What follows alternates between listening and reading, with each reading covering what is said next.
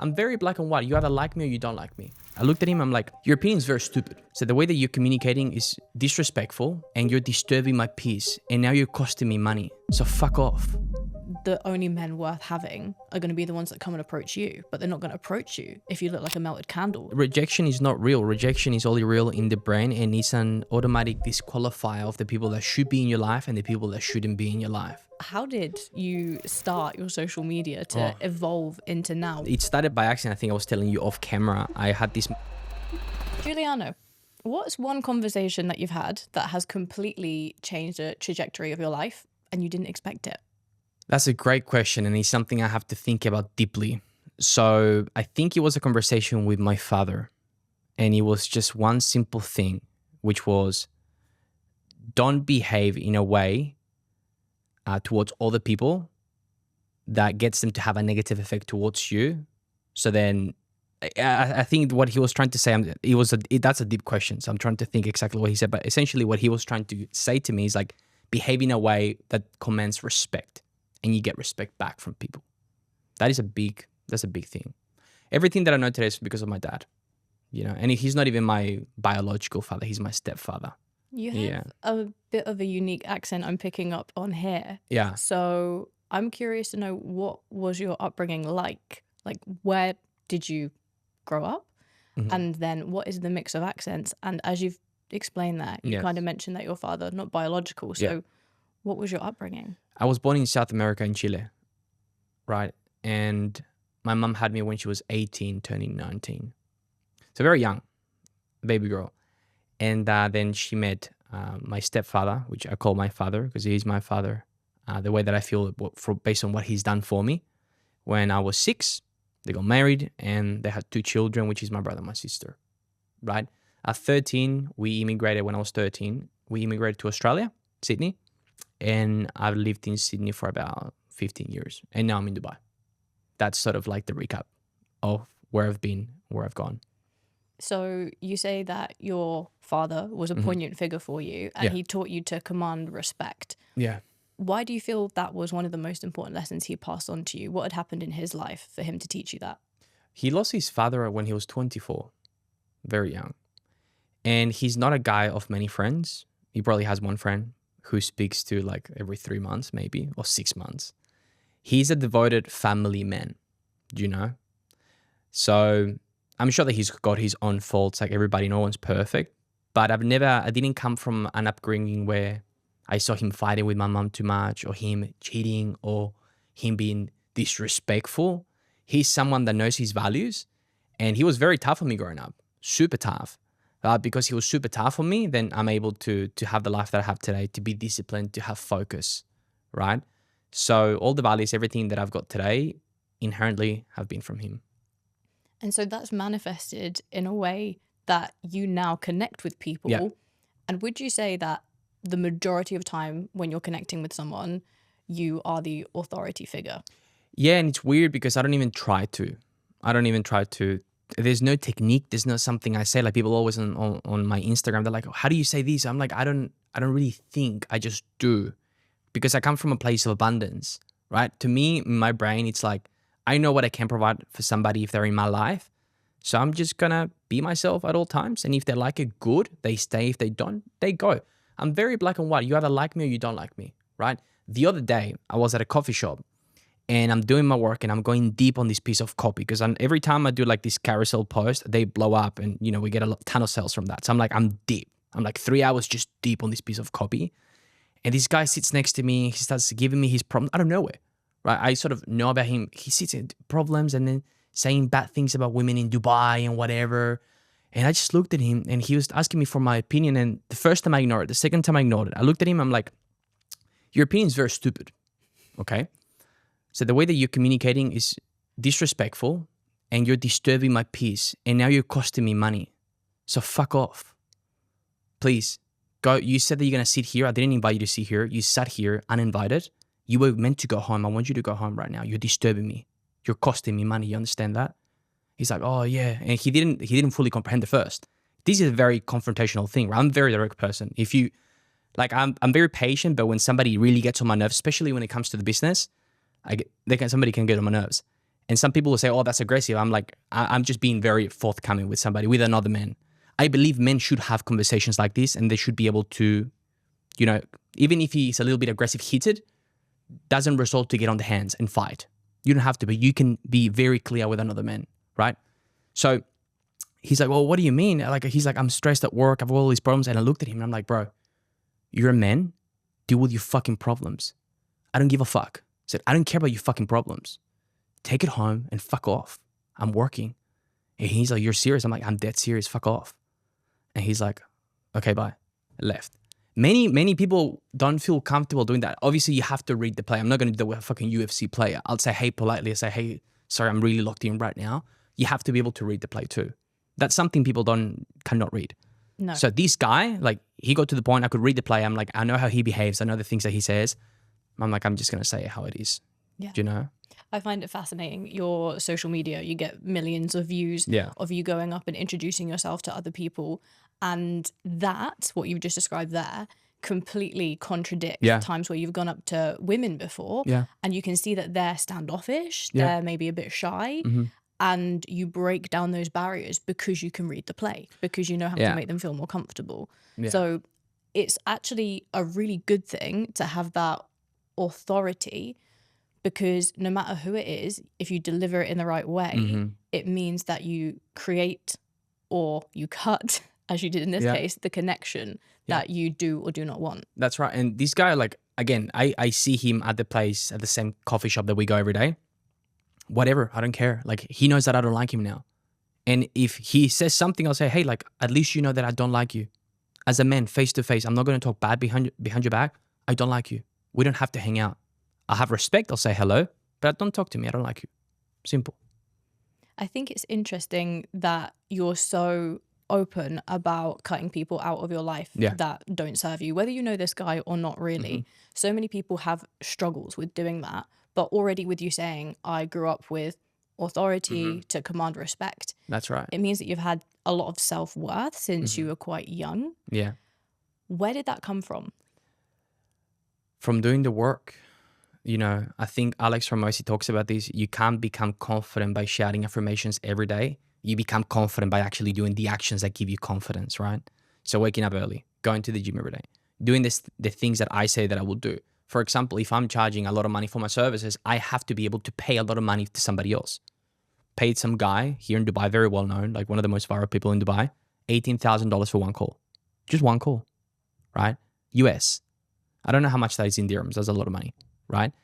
So then I can obviously command a high price because I'm always paying high ticket, right? But the problem with most people is that they're not congruent with the things that they say that they want to do. So they come to you and they say, hey, I want to have this big dream. I want to do this big fucking thing. But when it comes to, you know, putting down the credit card and investing in themselves, they shit themselves, right? So for me, it's congruency at the highest level. That's key.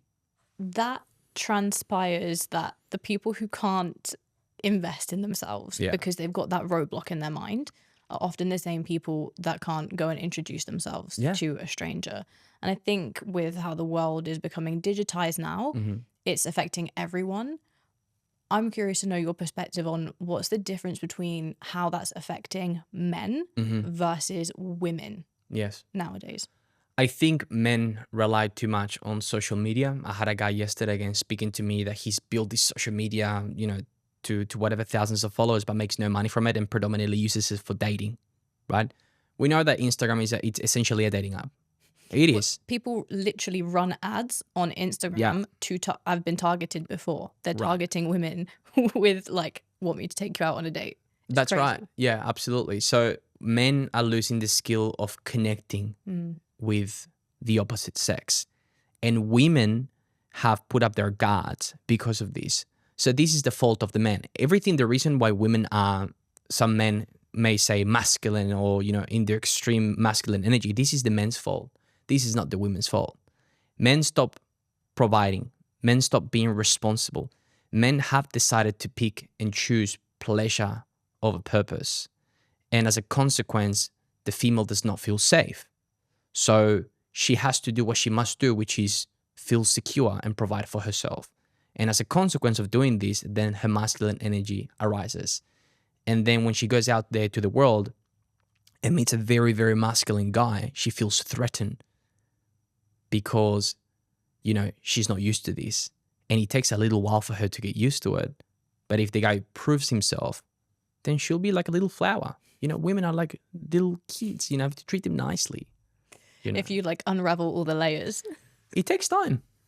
It takes time. I think every female ultimately does want to feel like they're taken care of by a man. You know, yes, sure, some women want to make their own money. That's amazing, and that's cool. But, you know, I think we can all agree that it's nice to be taken care of by somebody that loves you and takes care of you.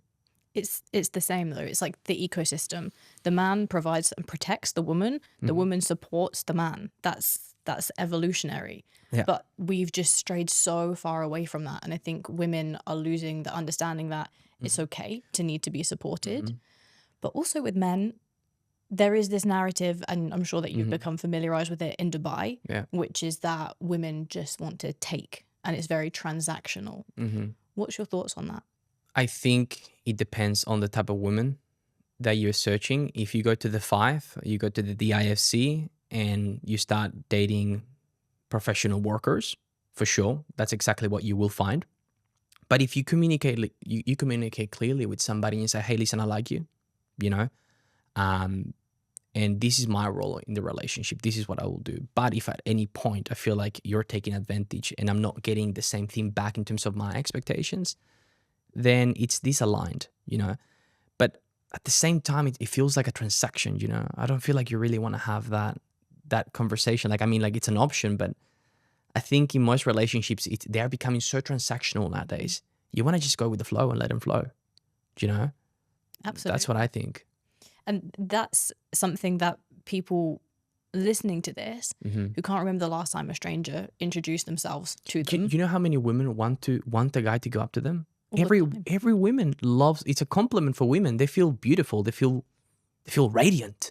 As a woman, you want to feel radiant. You want to feel like, hey, guys chase me. It's a nice feeling, right? So men watching this, just go up to a pretty girl and say hello. You'll never know. Like, you know, the worst that she can say is, sorry, I have a boyfriend. Or, no, I'm not interested. And then you go on with your day. No one's watching, and actually no one cares. Perhaps through your experience and your self-worth, that's what you're thinking, right?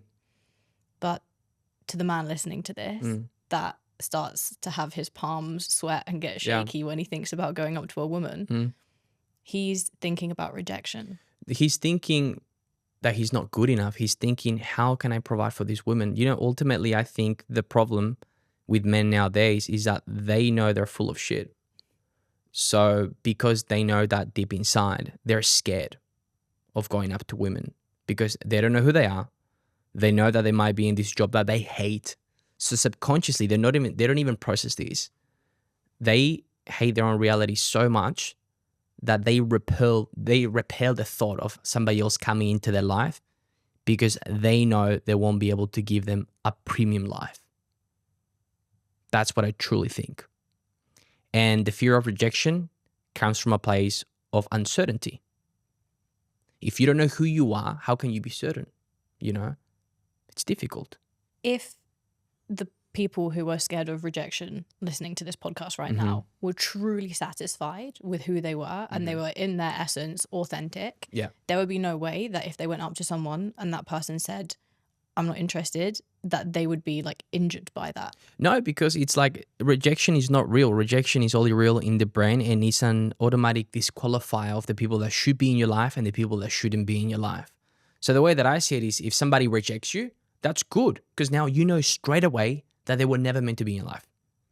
You know, it's about changing the perspective and reframing things so you can actually keep moving forward at a high frequency state instead of feeling butthurt that a pretty girl said no to you. You don't know. Maybe she's having a bad day. Maybe she thinks you're good looking, but you came at the wrong time. You know, maybe she got a call. Somebody died. You don't know. You just don't know. You can't assume anything, you know? Yeah. And I think that provides comfort for those, if they do get rejected as such, that they can just be like, okay, I've just got another no, go and collect your 100 no's until you get your yes. That's right. But as you show, like on your social media, it's never really a no when you go up to a stranger. No. I want to do a video when somebody rejects me, actually, so people see how I handle that. That might be my next video, you know? like truly showing the truth. Because I do get rejected sometimes and I just laugh. I'm like, they're so silly. In what way do you get rejected? Like somebody would say like, no, I'm not interested, dude. Like, you know, oh, I'm busy. Or like, not right now.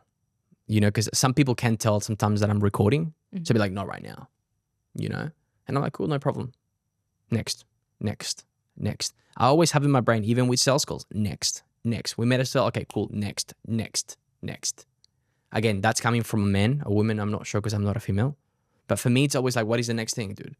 Because I've been punished when you're comfortable. And this comes for finance, for relationships. Whenever you get comfortable in any area, God will punish you. Facts.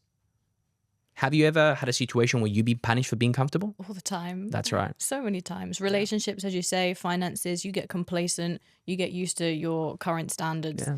And I think there's a fine balance, right? Because where you say you're thinking about next, especially with networking, let's say with sales, we forget that that's a person, right?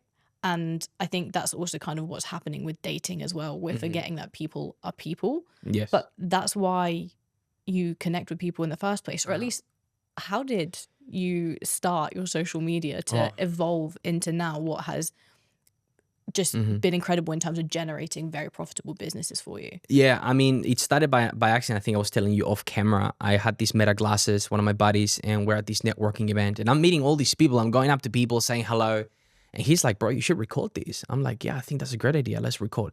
And we started recording without permission. And then I realized after, I'm like, shit, like it's Dubai, it's illegal. I can't do that. So we started asking permission post recording, which is still gray area, but at least like no one can say anything because I can delete it on the spot. You know what I mean? And then I did a video with my friend back then, and it was something around like how to flirt or how to speak to a feminine woman as a masculine man. And I'm really good at copywriting. So like I just know what's going to stick and what's going to cause controversy. So I'm like, I'm going to launch this. And I posted it. And within like 24 hours, I was like at 200,000 views. And that's like, this is from a guy that whenever he posted, he got 1,500 views. And then I'm like, shit, I'm like, that's crazy. Then we had the same event the next day. So then I went bonkers. I went up to everybody. I'm like, now I've got to do it better.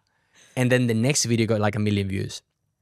And that quickly? Yeah, that quickly. Only like straight away. And then I'm like, okay, I'm on to something now. And that's when I took it seriously and I started doing it every single week. Because once you get momentum, you can never let it go. Like you can't stop the momentum once you actually get it. Do you know what I mean? Like that's key. Like that's key. You wanna be riding the momentum all the way. Otherwise you slow it down. And again, it kills the business. It kills the personal brand, you know? So that's how I got started. After a while, after 3 months, we saw a pattern, right? So we saw, okay, the POV videos are really good and they stick and they go viral because they're unique. So whenever you want to reach, new followers and you want to grow your account at scale on any social media platform, you cannot be copying people. Don't copy people. Take inspiration from people. Those videos, I think there's some guys doing pickup in Miami, like going up to women with the glasses. So the inspo came from that, but it's not about picking up. It's around networking, right? So the content, it's so unique. And because I've done it early, now I'm a market leader on the networking angle. It goes viral when I do the POV. Even yesterday, I posted a BTS different series. I knew that it wasn't going to perform well. I'm like 10K views, whatever. I don't really care. But I hadn't posted. I'm like, I'm just going to get it out there. I know when things are going to pop, based on the headlines and everything. But yeah, top of funnel content is key. So you get all of these eyeballs that are watching you. Yeah. Did you always aim to monetize through your business, or was it in pursuit of building your personal brand and then funneling those eyes into your businesses, obviously depending on who you can help? Because someone listening to this might be struggling to understand, how can you just from getting lots of views on social media by going up and speaking to strangers, now all of a sudden be monetizing this massively? Well, the first thing that they have to, I'm going to get very specific here. So the content around networking is applicable to most people who have a level of interest in business of any sort at any entry level. You can target someone who's a complete beginner, halfway, or absolute master in business. It's applicable to all of them. So that is a top of funnel content, right? It's people that have some sort of interest in business. regardless of where they're at in life, right? Now, how do we make money with it? Is by, obviously, we go super broad with the content that I do. They like me, they follow me. And then we start throwing my personality, a middle of funnel content that we call. And that's when I would get on a video and say, hey, like, you know, everyone's trying to make money online, you know, doing this, but I've actually managed to monetize my network with this brand new thing. Right. So do you see how I've connected what I do with networking to making money? Yeah. So I'm educating people. That's middle of funnel. And then usually my bottom of funnel that converts everything, it's my carousel CTAs. So I have carousels. I'm not sure if you've seen it on my Instagram. I did. There was one that you put up a couple of weeks ago and it was talking about like work ethic. And I was like, that one hit. Yeah. That's right. Work, like all of those carousels, they always perform extremely well for me. Right. So that's my bottom of funnel. And then my stories as well, like direct CTAs on stories. So to someone who's listening to this right now and they know that they need to upskill when it comes to being able to connect with someone, mm-hmm. and then from that, they're going to be able to, whether they've got a dream of creating a side hustle, leaving mm-hmm. a job, launching businesses, where do they begin if it feels unnatural to them to go up to someone? And also, they might not even understand why would they go up to someone who they might see sat in a coffee shop or they mm-hmm. might see at a conference. This is something where I feel like, as you say, because we're removing away from what our parents used to do and it's all digitized, that now someone literally might feel like a deer stuck in headlights to go and begin this process. And it's not their fault, you know, like COVID came around the corner so quickly. No one was expecting this. Like the social media world was advanced by 10 years, in my opinion, like from COVID, because we had to get on Zoom. You had to build teams, you know, virtually. No one really knew how to work online, right? So it changed everything. It literally changed everything. So I think most people think about, for example, the cost of doing things, but how about the cost of not doing things? They can't see it. They can't see it, but you can't see the wind is still here. You can't see air is still here, right? So you have to be more aware around the cost of inaction versus the actual cost of things. So for example, if, you know, you really want to have a wife and you are a guy mid-30s, well, you're pretty delusional to think that after 40, someone's going to take you as seriously versus a guy who's 35, 30, right? So you actually have to go out there and say hello to people and build relationships. Key, right? Again, I'm only going to give perspective around men because I'm not a woman, so I don't understand how the women brain works in that regard. I do have a question for you, though, mm-hmm. regarding that female perspective. Mm-hmm. It's argued in different podcasts, social media. I know what you're going to say, but go on. Guess. What was I going to say? About the value of men versus women as they get older or younger? Close. Okay. Close. More so when it comes to the value of the approach, whether it comes from a man or a woman, because that can change as they get older. Of course. Because it's actually, as women age, naturally, if they don't have a partner perhaps, that's when coming up to someone and introducing yourself is probably going to serve you quite well because mm-hmm. time is ticking. That's right. So what's your perspective on, from a male's perspective, mm-hmm. of women going up and introducing themselves to men? If it's for purposes of like romantic relationship. I don't like it. I think it's masculine. I think the female can dress and behave in a way that will signal to the men to come up to her. And also as a female, you don't want a guy that doesn't have the balls to go up to you and say hello. Mm. It's weakness. You're saying that a guy, like, you see a pretty girl, you can't go up to her and say hello. Like, what are you, fucking gay? Seriously. Like, it's just a woman, a beautiful woman who is in her space. And you as a man, you're a gift. You know, you should feel like you've got your stuff together and feel good enough to go up to her and say hello and see what happens. Have no expectations. The problem is that people have all these crazy expectations. They haven't fantasized in the little dream, the outcome, what's going to happen, how it's going to look. Do you know? The brain has this thing of making things 10 times more exciting than there actually is. And they are. Do you know? I mean, me as a female, I wouldn't feel excited if I gave a guy a signal and he didn't have the balls to come up to me. Shows weakness. You know? Shows weakness. How can he protect me if he's scared of me? How? It makes sense. You know? And as I say, there's a lot of debate nowadays, but what your content breaks down really easily for men who maybe don't feel comfortable doing that yet mm-hmm. is how to perceive the body language. Yeah. Like what are you detecting in the first 10 seconds when you meet someone? The eyes. the mannerism, the smile. If a girl is very serious and her eyes are like this, like I'm gonna not talk to her straight away. Like, so sorry to disturb you. Have a good day. It's very obvious to me. You know, if a girl smiles and she looks at you with these, you know, bunny eyes, then it's obvious she wants to talk to you. You know, but if the girl's in a rush, if she's got everything in the world, like, oh my God, I can't pull back. Like, no, that's not a problem. It was a pleasure to meet you anyway. Have a good day. Bye. Simple. You know, one thing that I've been hearing on social media that I disagree with is everyone talks about what can a woman provide for me besides sex? Like that's a real thing. That's what a lot of. I feel like your explore page and my explore page are very different because I ain't ever seen that before. But enlighten me. No, this is a lot of like very red pill opinions around like what can women provide for me really outside of sex, right? And it's like the job of a woman is to just provide peace, bro. That's it. Provide peace, and make you feel special as a man. That's truly that it sounds like a minimal requirement. And I know that a lot of people have crazy lists about what they want in a partner. But if I have a partner who gives me peace, who makes me feel special, who shows me that she cares and she's there for me, that's all I care. That's what I need. Simple. It makes perfect sense. Yeah.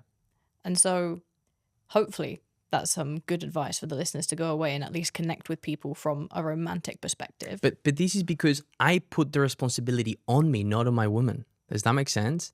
Like the reason why I think that is because it's my responsibility to make her feel safe enough so she can be peaceful and give me care.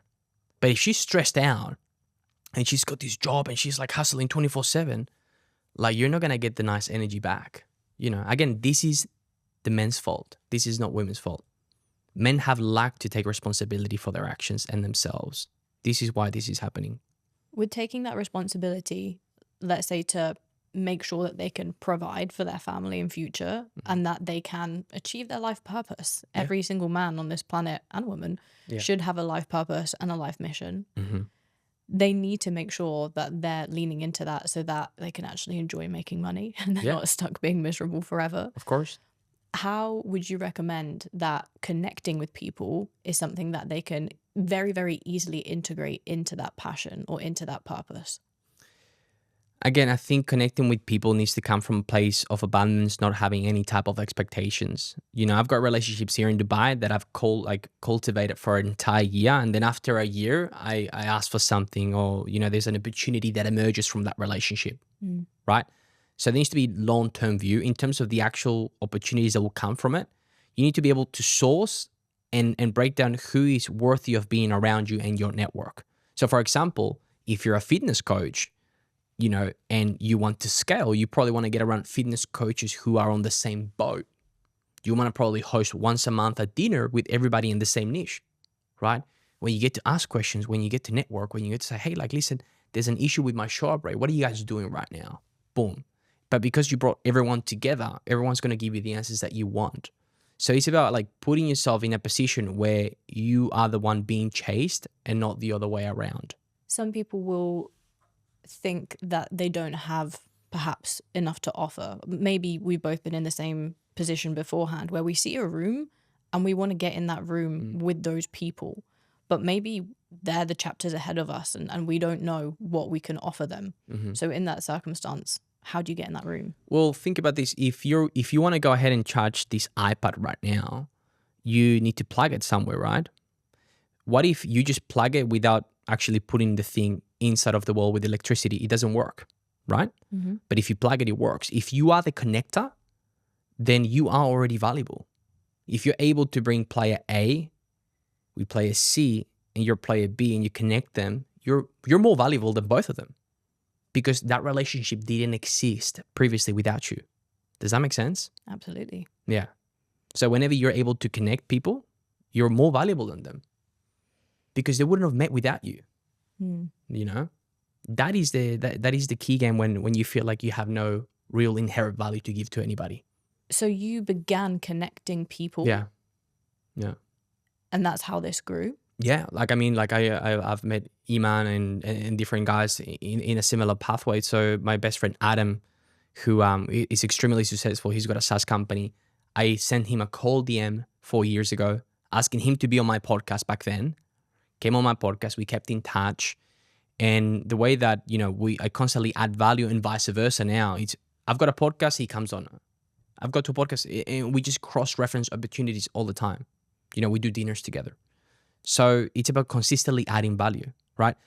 I think that as friends also, in friendships, to be in very, very close circle, it's not enough just to have loyalty. Loyalty should be by default a key component in any friendship. But if you want to be really, really close, you need to be able to add value. You know, what good is it to me? Again, I'm coming from a perspective as a man. If you're my buddy and you're getting into all these fucking opportunities and you don't tell me about it, you don't bring me through, you know, I am a transactional guy, dude. You know, like I want to print.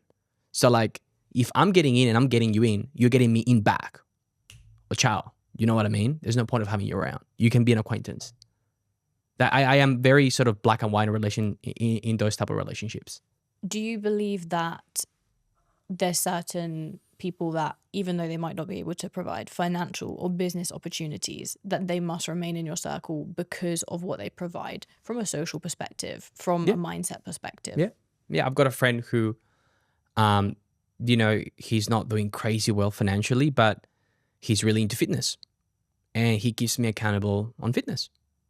You know, he's a valuable asset regardless. I don't think money makes the man. I think there are so many things that make the man, you know, things around spirituality, emotional connection, responsibility, right?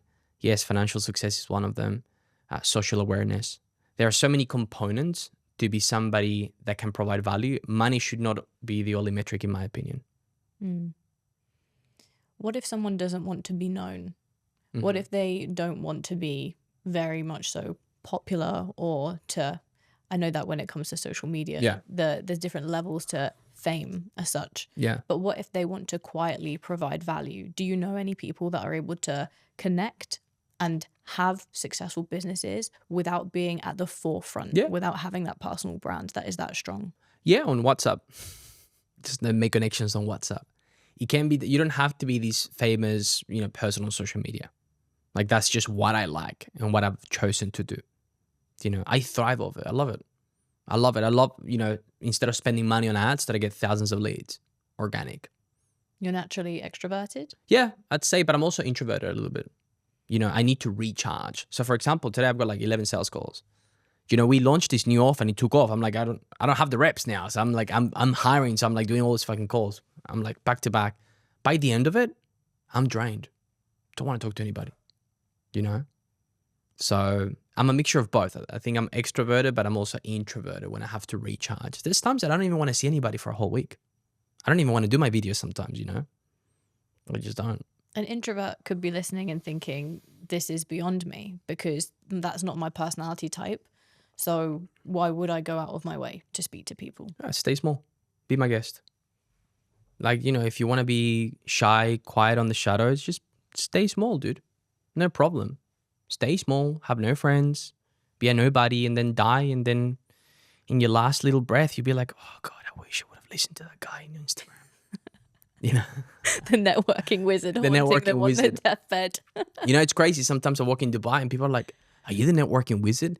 And I'm like, I was walking with her the other day and some guy stopped me in my street and he's like, you're the networking wizard. And I'm trying to think in my head, I'm like, who's the networking wizard? Because my name is Giuliano, right? Like, I know that that's my username, but I'm like, who's the networking wizard? For like a second, I'm like, oh, that's me. It's weird. Okay. I actually have a question for you here on this when it comes to related to personal brand versus, I don't know, I suppose business name. What's more important to build? Is it an easy name for everyone to remember, like the networking wizard? Or is it to be in your authenticity, in your personal brand, in your actual name? I think it's a combination of both. I think the username, it's a huge, huge thing. Huge. On Instagram, huge. Like, for example, like you could be called the fitness gal. Like that's unique.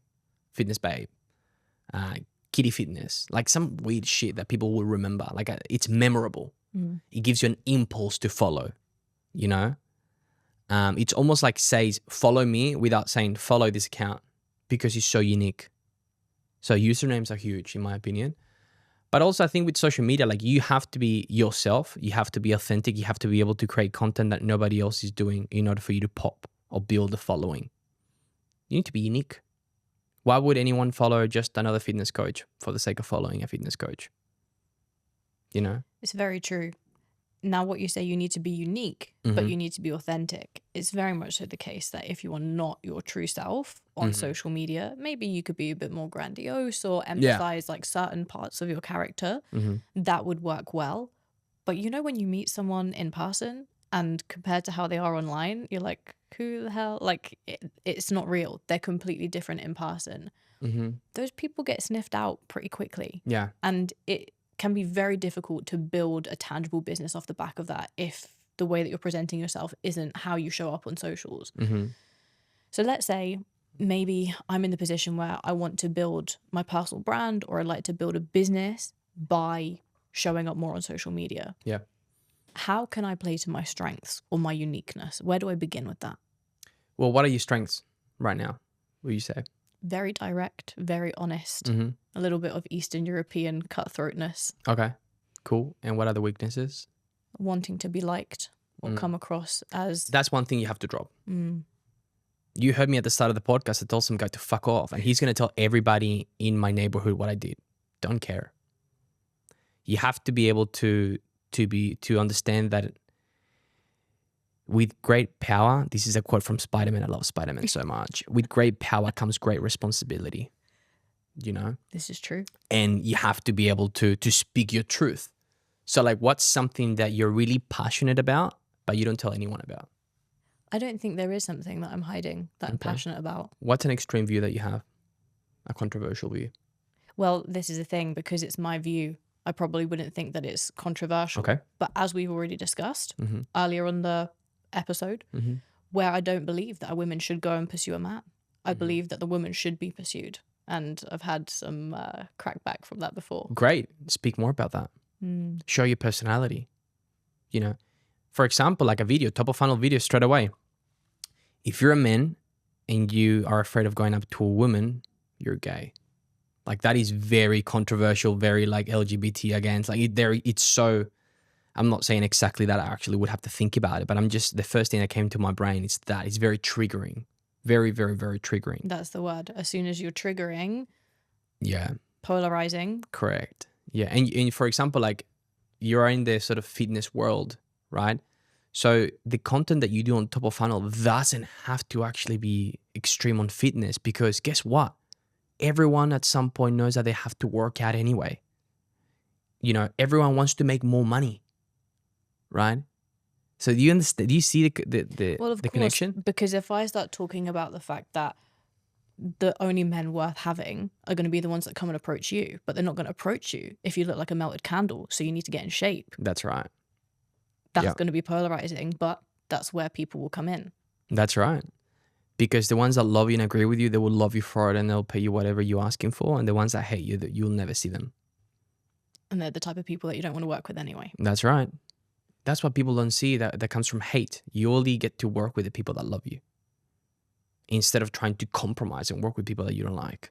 Fucking hate that. Imagine working with someone you don't like. Well, it's not very long because you get rid of them as a client anyway. Because what? Peace? Yeah. Core value? Right. I don't want anyone stressing me out. That's right. You're here to learn from me. Yeah, that's right. So I would really go downtown thinking, how can I do more content that reaches non-followers, right? Not my followers, non-followers. 90% plus. Like that is the goal with the content. The other thing, it's like I would try to do it in a very sort of UGC, you know, I guess consumable setting. So it's relatable. When it's too professionally done, it just loses their relatability for the everyday human being.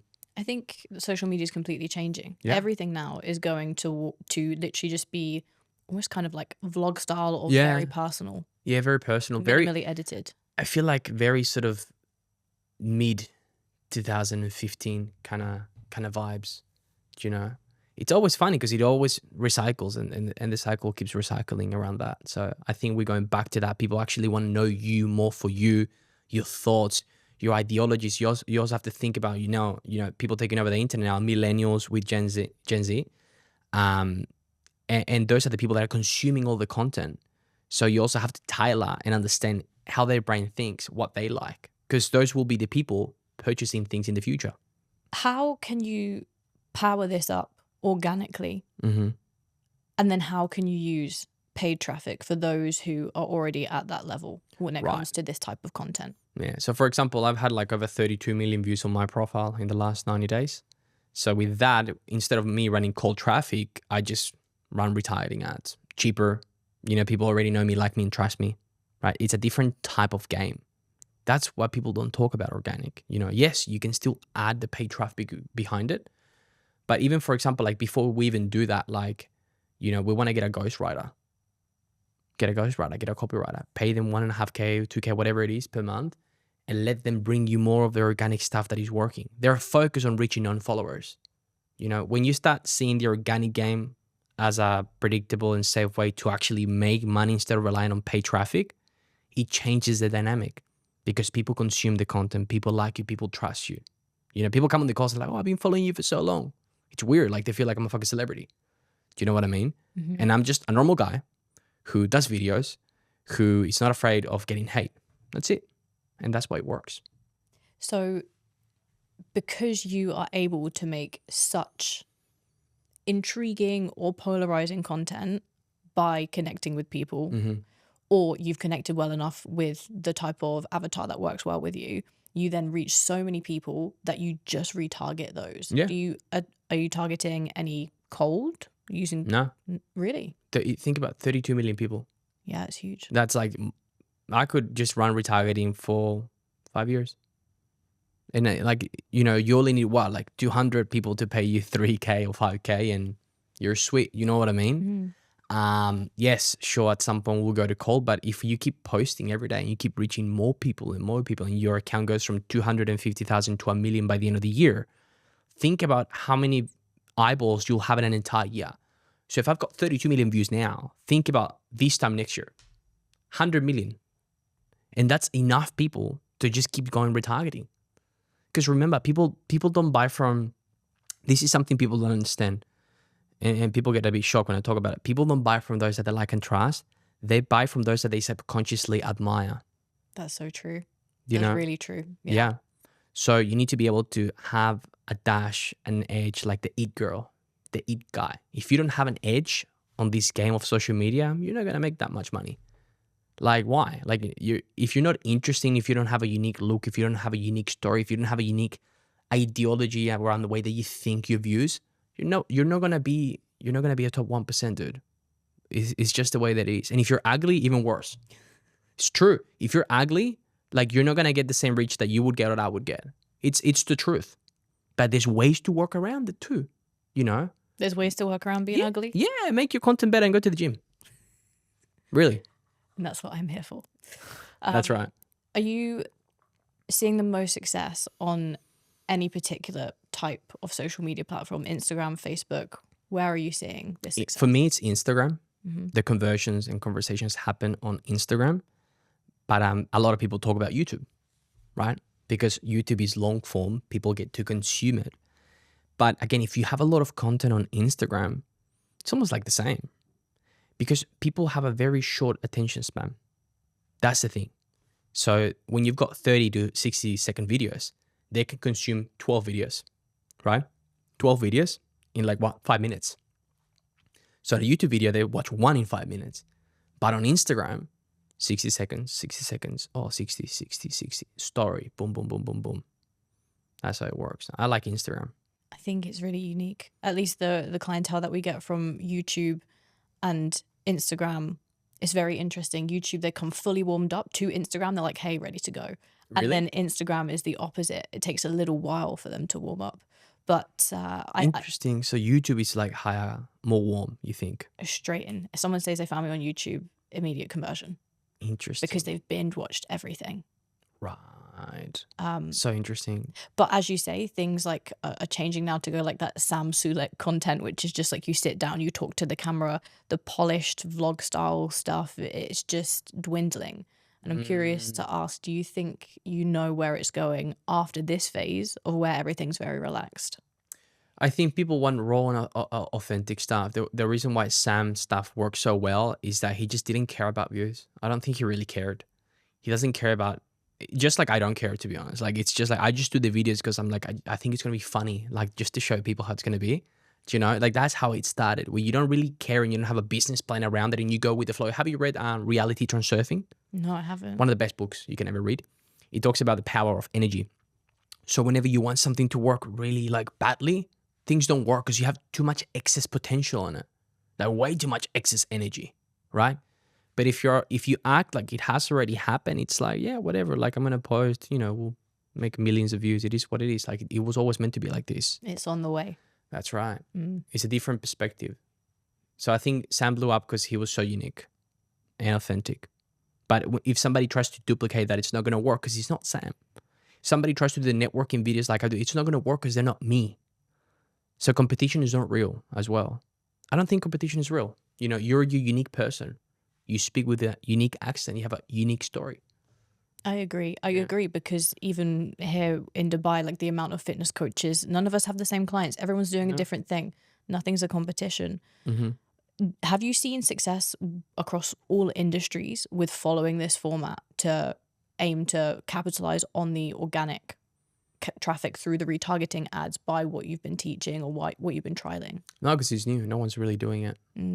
Everyone is, again, are you full paid traffic at the moment? No. Are you all organic? I'm like 70% paid traffic, 30% organic is where our clients come from. So you do retargeting as well? No, don't do retargeting actually. We need to do a little bit more retargeting. Okay. So the paid traffic is interest targeting. Okay. And then they will follow. They take, let's say, 2 to 3 months to warm up, and then they convert. Right, okay. See, like, with the stuff that I'm introducing, I'm more aggressive. I think there's a lot of, there's big money on story ads as well, but you have to make sure that they look very, very organic, and you have to validate them first organic. See, my theory is test everything organic, whatever pops organic, throw paid traffic onto it, Instead of, and even now with trial reels, like that is the golden nugget of the internet. Like you can literally launch like 50 creatives and whatever gets more interest, launch that as an ad, Yeah. Okay. So you're saying that whatever industry you're in, what you should be striving for now is making interesting content, hits the pain points, a little bit polarizing, but it comes down to your unique character traits. Bring those out to play. You have to think, how can I create a piece of content that will be relatable to all walks of life, right? That is somewhat connected to the end of my program. So again, my networking stuff, I target everyone that wants to learn networking, a beginner, an intermediate person, and an advanced person in business. In general, they need to have some sort of business interest, right? That falls under a person who's got a job and they want to start a business because they think that networking is what they have to do to start a business, right? So do you see how that's connected into my offer? Absolutely. So I made money, right? For the last 4 years running a PR agency, getting people who, make money online on places like Forbes, Men's Health, TV, podcasts, just like this. So we also done for you service. 7 to 15K people would pay me, right? So that is how I monetize my network. So then naturally, I will show other people how to do the same thing, right? So I'm like, oh, okay, you have some sort of level of interest? Great. Like this is the unheard of way of making money online using your network, like this. So that's how I've connected it. So if you're doing fitness, again, something that most women, is it predominantly women or men that you do? Both? Mostly women. Mostly women. Okay, great. You can do very top of funnel content predominantly for women, right? You need to understand what are the things that these women that have come through my program are already thinking. What are the beliefs? And start speaking around those beliefs. So if you find out, you do a survey, this is what I would suggest you do, send them a survey, right? And ask them controversial questions. What are your beliefs around this? Boom, boom, boom, boom, boom, boom, boom, And then based on that, then do content like that on top of funnel, right? So if somebody says like, if you get more than 50% of people saying like, yeah, like I believe that men should step up and they should be able to provide, that's what you talk about on your top of funnel content. And you have to be with women against men. And I think that creates a community vibe, particularly for female-oriented businesses. That's right. Because there's a way that you can sell by digging into pain points, right? You can say, you feel like shit, you feel like this. But when we're actually grouping together for this shared opinion, that's when you've got women who are following you and believe in you. But the same way with your beliefs around men and how men should act. that's also going to mean that they buy into you. That's right. That's really valuable for, to be honest, any industry, for someone that's wishing to connect with people in such an authentic way. It's very valuable. I've really enjoyed this conversation. I love it too. I feel like we could go on for hours. Seriously, that was good. No, thank you so much. Anytime. The Networking Wizard, I'll leave you in the description box below. Yeah. But thank you so much, Giuliano. Really appreciate it. Anytime. It's been fun. Thanks. If you found that episode eye-opening, then you definitely need to go and listen to episode number 14 with Charlie Johnson, a multi-millionaire's cheat codes to success. 5 years ago, Charlie Johnson was just an estate agent, selling houses and chasing commissions. Fast forward 5 years later, and he has sold over $10 million worth of programs online. It is an incredible listen, and I know that you'll love it.